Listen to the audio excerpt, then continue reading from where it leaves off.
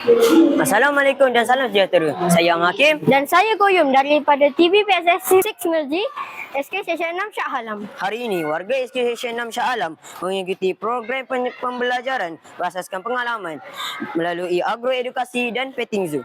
Program ini dibawakan khas dengan kerjasama Selangor Fruit Valley yang bukan sahaja berkongsi ilmu melalui sesi ceramah, malah membawa pelbagai haiwan untuk aktiviti petting zoo serta mengadakan jualan buah-buahan dan sayur-sayuran segar.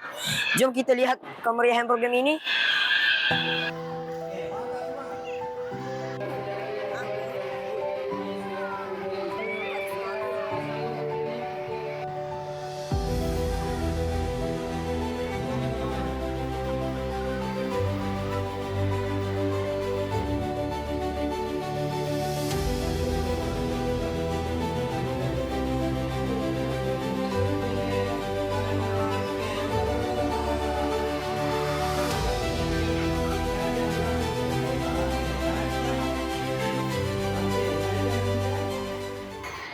Bersama saya sekarang ialah wakil daripada Selangor Fruit Valley.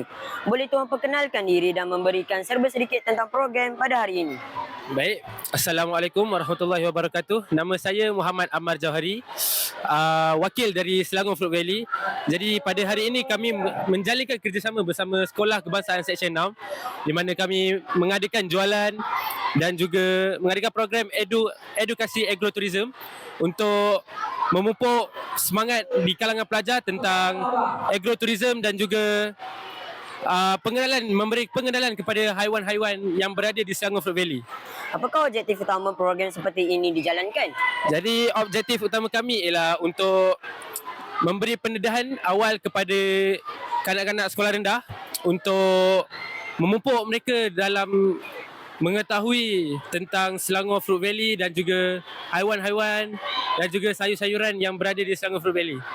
Terima kasih tuan atas perkongsian sangat bermanfaat. Sama-sama. Jom kita mendengarkan pengalaman murid-murid yang menyertai program pada hari ini. Siapa nama awak dan dari kelas mana? Nama saya Abdul Malik Al-Afam dan saya dari kelas 6 Dedikasi. Nama saya Ali Ukail dan saya dari kelas 6 Amanah. Apa yang paling menarik perhatian awak hari ini? Paling menarik perhatian saya hari ini, pendapat saya ialah hari ini ada petting zoo. Saya boleh pegang haiwan-haiwan kegemaran saya dan ada jual buah-buahan dan sayur-sayuran. Saya ada beli buah tumikai, buah kegemaran saya. Selain petting zoo, apa lagi yang awak suka?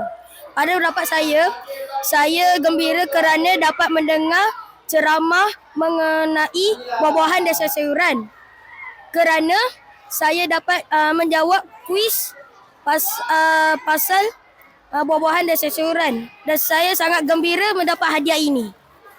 Terima kasih. Semoga terus bersemangat menyertai aktiviti seperti ini. Sama-sama.